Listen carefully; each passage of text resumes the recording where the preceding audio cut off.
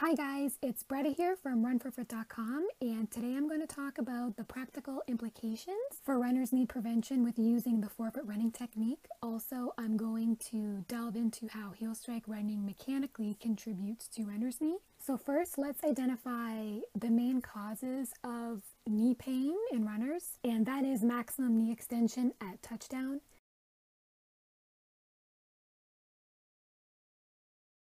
Basically, maximum knee extension at touchdown is indicative of overstriding and, of course, is related to a heel strike running style.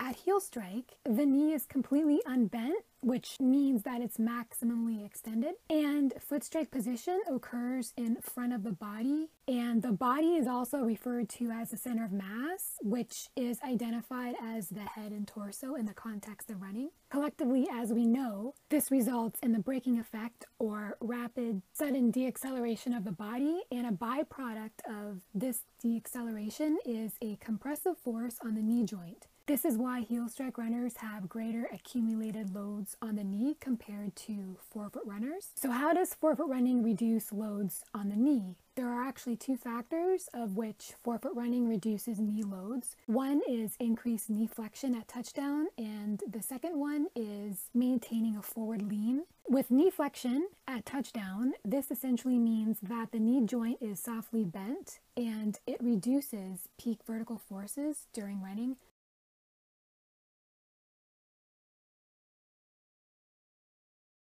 For example of what increased knee flexion looks like, watch YouTube videos of Jinzibi Dababa or Tarnish Dababa, and you will notice they have their knees bent all the time, especially at touchdown and during the other phases of gait as well. Another significant factor of increased knee flexion is that it reduces heel vertical velocities at touchdown. Basically, bending the knee at touchdown reduces the likelihood of initial contact being made on the heel. During running, you will notice that your footfalls become softer when you add a little more bend to your knee. As for the forward lean reduces patellofemoral joint stress.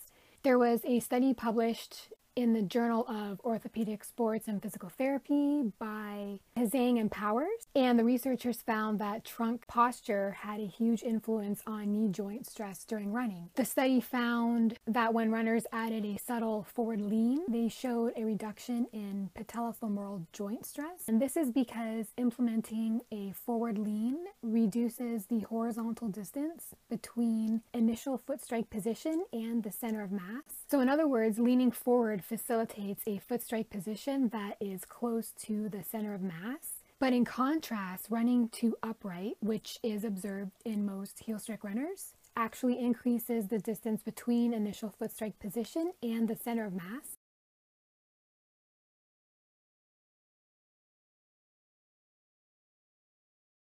And when this distance increases, so does the braking effect. Not only that, this increases the mechanical work of the leg because more work is needed to continuously pull the center of mass up to initial foot strike position by the leg. Overall, the results from this study jives with the recommendations of pose running. For those of you who are familiar with pose running, you will know that Dr. Romanoff emphasizes the concept of the forward lean to fuel forward momentum. In the current study, however, the authors did not mention on where to lean from, so we didn't know if the runners were leaning from the hips or the ankles, but Dr. Romanoff recommends leaning forward from the ankle. Nonetheless, a forward lean in forefoot running helps the center of mass hover over initial foot strike position, which in turn cuts down on braking.